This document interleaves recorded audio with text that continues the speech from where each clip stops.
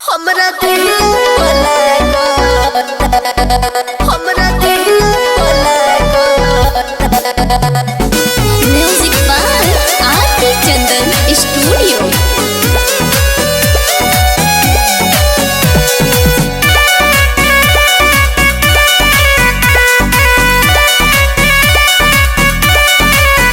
बिना मर्जी के हरदी हो हमरा देहिया बोलेगा।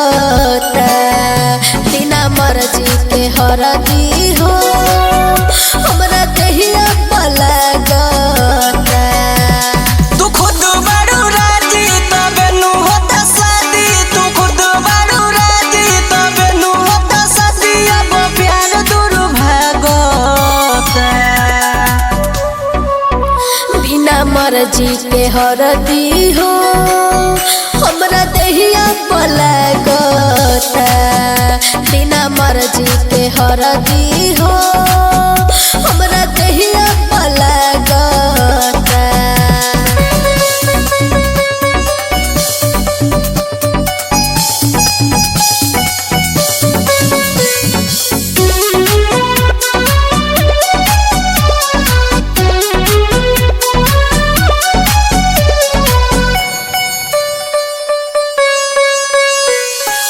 माफ तू करिहा एहो करे जा बन जाए दोसरा के रानी हो।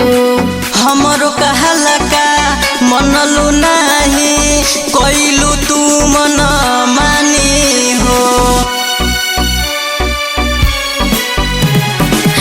माफ तू करिहा एहो करे जा बन जाए दोसरा के रानी हो। हमरो कहला का मनलू नाही कोइलू तू मन मानी हो। ई दिलवा बेचारा होई जे बेसहारा, ई दिलवा बेचारा होई जे बेसहारा। रात रात भर जागता बिना मर्जी के हरदी हो हमरा देहिया बोलेगा। बिना मर्जी के हरदी हो हमरा देहिया बोलेगा।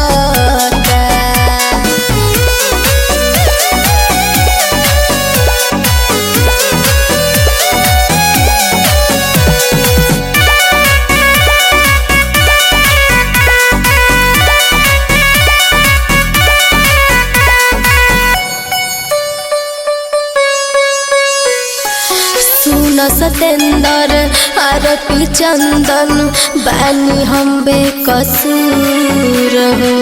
रंगीला राकेश सोचले रहने सपना कोइलू चूर हो। आरती चंदन विकास उमेश बानी हम बेकसूर हो। रंगीला राकेश सोचले रहने सपना कोइलू चूर हो। खत्ता बड़ी फील रोता अब दिल, हो खत्ता बड़ी फील रोता अब दिल। साथ छोड़ी सभे लागता बिना मर्जी के हरदी हो हमरा देहिया बोलेगा। बिना मर्जी के हरदी हो हमरा